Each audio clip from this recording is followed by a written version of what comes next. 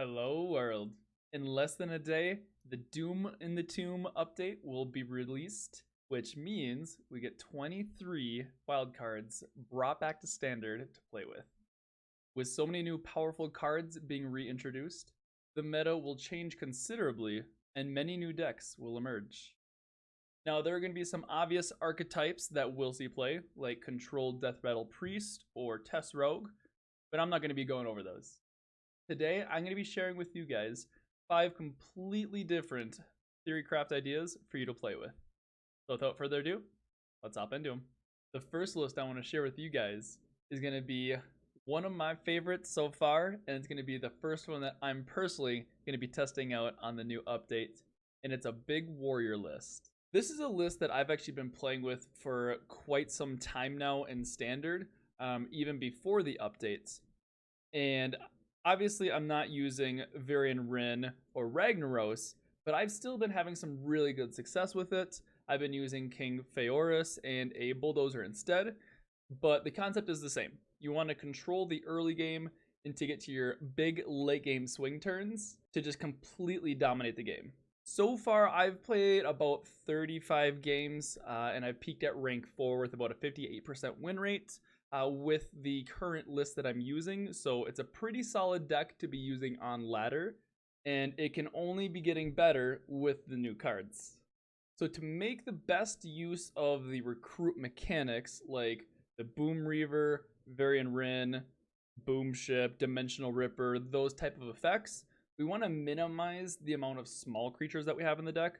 So the smallest creature that we have is going to be Archmage Vargoth. And the only reason why he's in there is for a couple specific spells. You can combo him with like a shield block, with a weapons project, or if he's in your deck and you happen to pull him with Dimensional Ripper, each one of those Vargoths will cast an additional Dimensional Ripper as well for a huge board.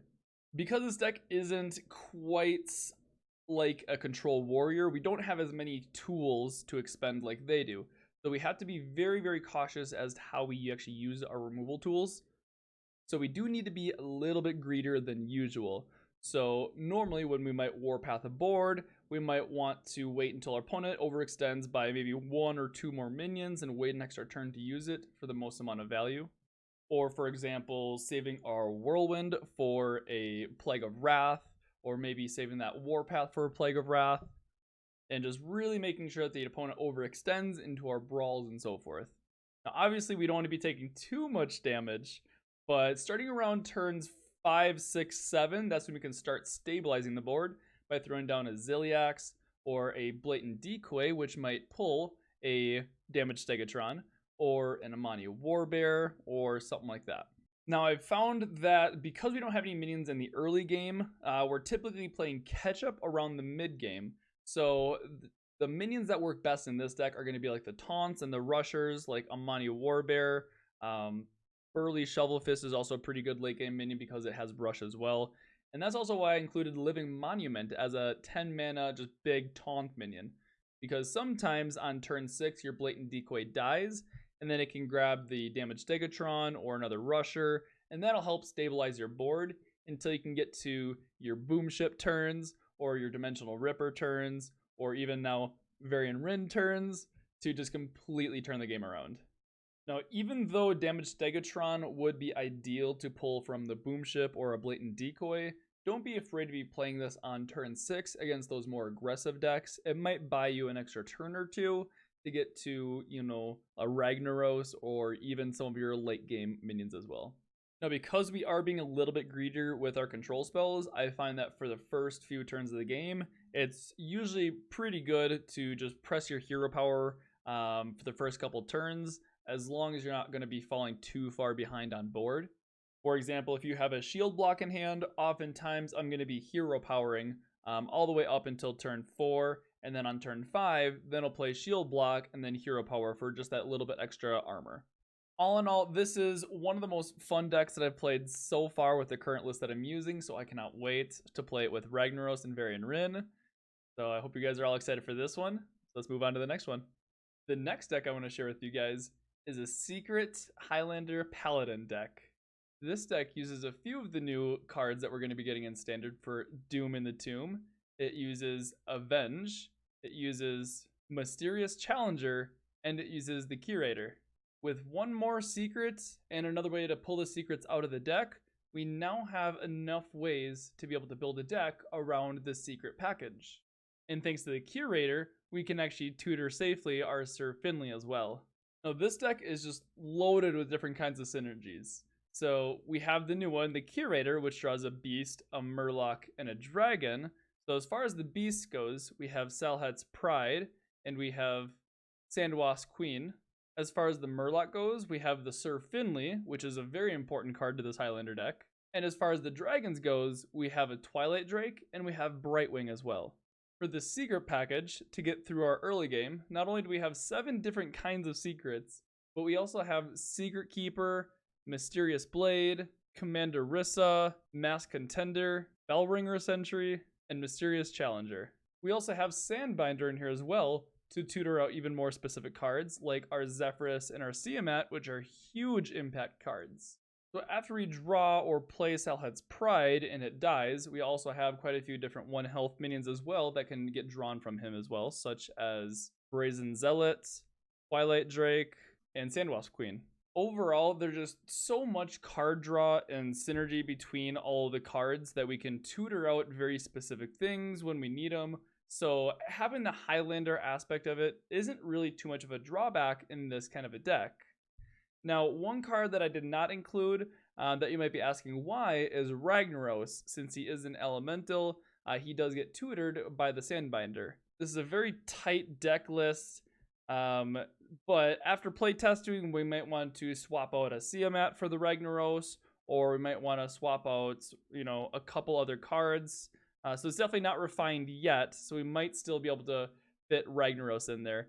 And I'm also predicting that we're going to have a very death rattle heavy meta, especially with N'Zoth coming out and Sylvanas. So I did include one copy of a Spellbreaker to help out with those decks as well.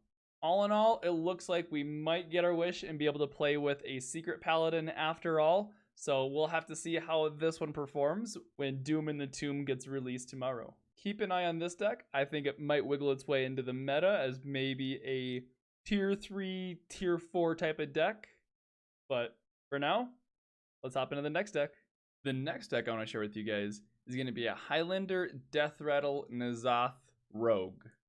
So to make use of N'Zoth, we want as many big death rattles as possible. So that's why we have like the Mechanical Whelps, the Kartut Defender, Safeguard, and we also get to use the new card, Sylvanas. Now, naturally, Rogue has a lot of death rattle synergy already with Necreum Blade and Necreum Vial, so having N'Zoth and Sylvanas fit into here just kind of feels perfect. The biggest challenge with a big kind of death rattle N'Zoth Rogue is the control aspect of it. There isn't really too many control tools, and obviously we want to make use of all the death rattles, so the games are going to be going longer than usual versus like a typical tempo rogue deck.